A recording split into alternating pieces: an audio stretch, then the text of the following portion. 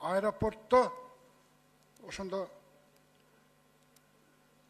ким кызыл килем төшөп тосуп алган, ким вип-залга заказ берген, кимдин самолеты болгон деген суроолор ошо Батыкаевдин иш боюнча бүгүнкү күнгө чейин жабык мойндон турат.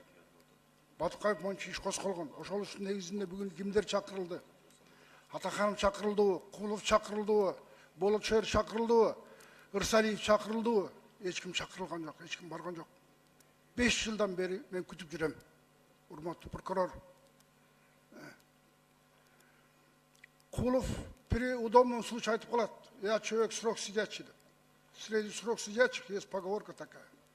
В каждом нечестном деле должен быть честный дележ. Значит, Батыкаевдин иши боюнча честный дележ болуп алган. Менин түшүнүгүмдө. Анын үстүнө Атамбаев айткан, МВД появились крысы деп. Ошол крысалар кимдер болду экен? Кулов Феликс Шаршенбаевич МВДнын министри болгон. Атаханов Шамиль Эсенжанович МВДнын министри болгон. Болотшер МВДнын министри болгон. Ырсалиев Зарлыбек МВДнын министри болгон. Биз төртөөбүз суудун бул жак жээгиндебиз. Батыкаев суудун ар жак бетинде. Биз төртөөбүздүн ортосундагы разногласие эмнеде?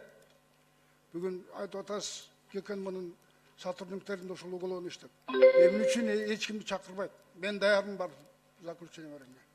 Жазасыз калган жаладан Кудай сактасын деп. Бул жала жазасыз калбаш керек.